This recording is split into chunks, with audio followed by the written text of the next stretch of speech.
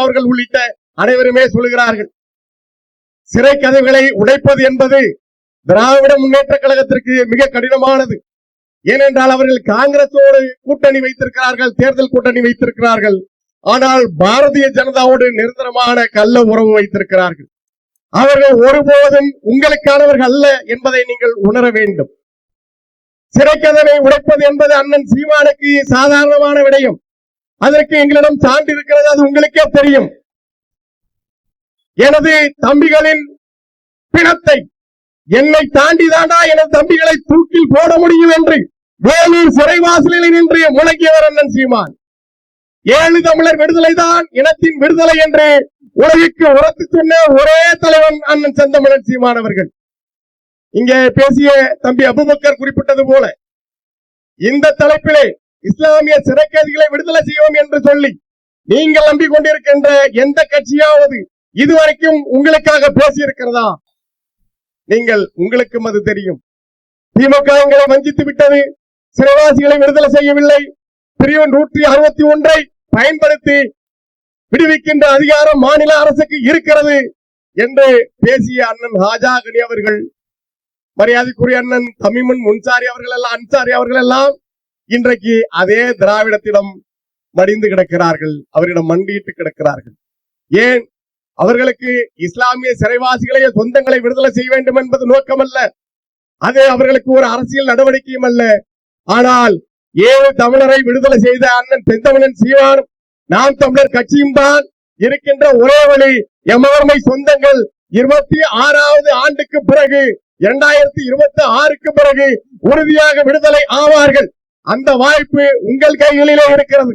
நீங்கள் தொடர்ந்து அந்த ஹராமை செய்து கொண்டிருக்காதீர்கள். திராவிட முன்னேற்ற கழகம் என்பது இருப்பதிலேயே மிகப்பெரிய பாவமான ஒரு கூட்டமாக இருக்கிறது. அது உங்களுக்கு சாட்சியாக இருப்பதற்கு பல்வேறு நிகழ்வுகள் இருக்கிறது.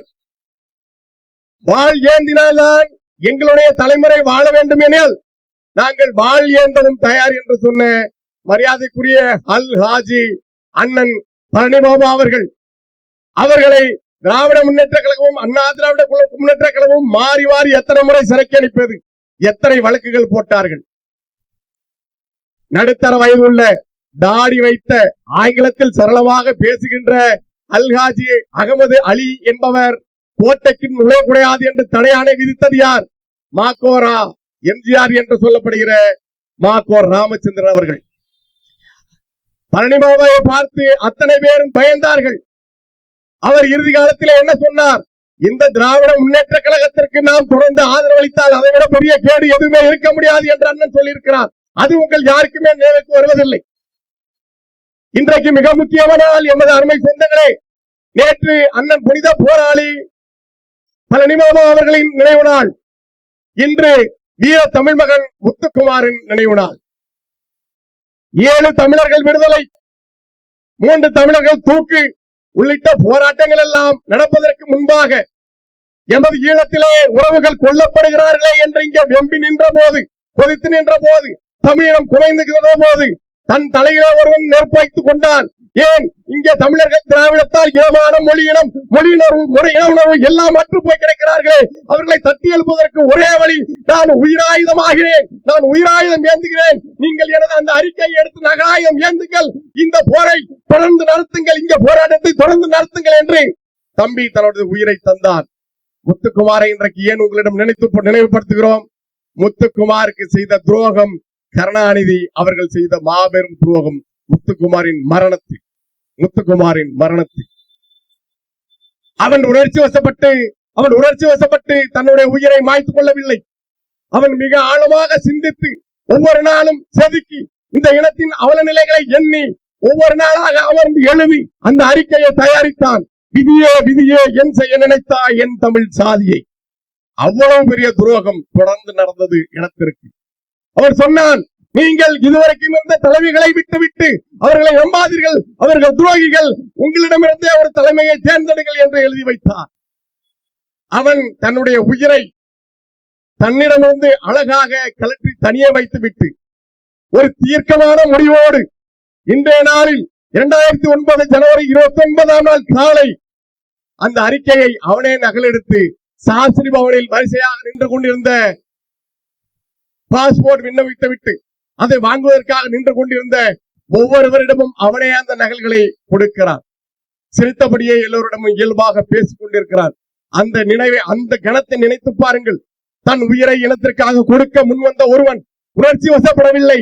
நான் இந்த இடத்தை தட்டி எழுப்புவதற்கு என்னிடம் ஏதும் இல்லை, என்னிடம் வேறு எந்த ஆயுதமும் இல்லை, என்னிடம் உயிராயுதம் இருக்கிறது என்ற முடிவோடு அவன் அந்த அறிக்கையை அங்கிருந்த மக்களிடம் கொடுத்துவிட்டு நிதானமாக நடந்து சென்று தன் உடலிலே தீ பற்றி கொண்டான். தீயை பற்ற வைத்துக் கொண்டான்.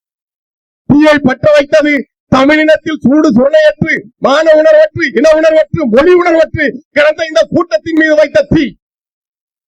அப்படிப்பட்ட உன்னதமான தியாகத்தை செய்ய வேண்டிய நிலைக்கு இந்த மண்ணிலே தமிழர்களுக்கே துரோகம் செய்த திராவிட முன்னேற்ற கழகமும் அதன் அன்றைய தலைமை கருணாநிதி அவர்களும் பிறகு ஒரு மிக பிரபலமான நாளிதழ் வரலாற்று பதிவுகள் செய்கிறது. இந்த நூற்றாண்டில் நடந்த நிகழ்வுகளை எல்லாம் பதிவு செய்த போது அதை தொகுத்து புத்தகமாக வெளியிடுகிறார்கள். அந்த புத்தகத்தை எடுத்து சென்று அண்ணாள் முதல்வர் என்ற முறையில் கருணாநிதி அவர்களிடம் கொடுக்கிறார்கள். இந்த புத்தகத்திலே முத்துக்குமாரின் தியாகம் பதிவு செய்யப்பட்டிருக்கிறது. அது இருந்தால் நான் அணிந்துரை தரமாட்டேன், அதை எடுத்துவிட்டு வாருங்கள் என்று சொன்னார் கருணாநிதி அவர்கள். அந்த கருணாநிதியைத்தான் நீங்கள் நம்பிக்கொண்டிருந்தீர்கள். அவருடைய மகனைத்தான் இப்போது நம்புகிறீர்கள். அந்த திராவிட முன்னேற்ற கழகத்தை தான் நம்புகிறீர்கள். அதனால் தான் சொல்கிறேன், அதைவிட பெரிய ஹராம் இருக்க முடியாது. எனதருமை சொந்தங்களே, அதைவிட பெரிய ஹராம் இருக்கவே முடியாது. அருமை தம்பி முத்துக்குமார் என்பவன் சாதாரண ஒரு உதவிக்கிணர் அல்ல. அவனுக்கு பெரும் கனவு இருந்தது. அவன் உயிர் இருந்திருந்தால் மிகப்பெரிய தலைவனாக உருவெடுத்திருப்பான். இந்த மண் இது என்னுடைய தாய்மண் அல்ல, என்னுடைய தாய்மடி. அதனால் என் செருப்பை கலட்டி விட்டு நடக்கிறேன், என் மண் மீது செருப்பணிய மாட்டேன் என்று வாழ்ந்தான். அவன் வாழ்ந்தான். கவிதை என்பது வெறும் எழுத்து அல்ல அவனுக்கு. அவன் அப்படித்தான் வாழ்ந்தான். ஒரு வீடு 2 திருடர்கள் என்று அவன் கவிதை எழுதியிருக்கிறான். அதிமுக, திமுக, காங்கிரஸ், பிஜேபி என்ற கட்சிகள் உங்களுக்கு அந்த கவிதையை படுத்தால் நினைவுக்கு வரும்.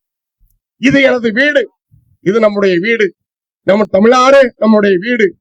ஆனால் ஒவ்வொரு முறையும் உங்களிடம் வீட்டிற்கே வந்து திருடர்கள் உங்களிடம் அனுமதி கேட்கிறார்கள். ஒருவன் புறவாசல் வழியாக வருகிறான், ஒருவன் கூரையை பிடித்துக் கொண்டு வருகிறான். உங்களுக்கு இருக்கின்ற ஒரே வாய்ப்பு உங்கள் வீட்டில் யார் திருடுவது என்கிற அனுமதியை வழங்குவதாகத்தான் இருக்கிறது என்று அவன் அந்த கவிதையில குறிப்பிடுகிறான். நீங்கள் நீண்ட காலமாக இந்த திருடர்களை தான் நம்பிக்கொண்டிருக்கிறீர்கள். எனதருமை உறவுகளே, திருடர்கள் மீது நாம் அதிகாரத்தை செலுத்த வேண்டுமே தவிர அவர்களிடம் அதிகாரத்திற்காக அஞ்சு கஞ்சி நிற்கக்கூடாது என்பதுதான் நாம் இன்றைக்கு ஏற்க வேண்டிய உறுதிமொழி. அண்ணன் புனித போராளி பழனிபாபா அவர்கள் மீதும் அன்பு தம்பி முத்துக்குமார் அவர்கள் மீதும் ஆணையிட்டு சொல்கிறோம். இஸ்லாமிய சிறைவாசிகளை விடுதலை செய்வதற்கான நமக்கு இருக்கிற ஒரே வாய்ப்பு அது தமிழ் தேசிய அரசு அமைப்பதுதான்.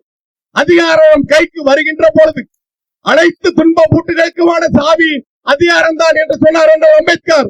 அந்த சாவியை எனதருமை சொந்தங்கள், இஸ்லாமிய சொந்தங்கள் அதை அண்ணன் செந்தமிழன் சீமான் அவர்கள் கையிலே கொடுக்கும் போது அனைத்து சிறைகளும் திறக்கும். நன்றி, வணக்கம். நாம் தமிழர். அடுத்த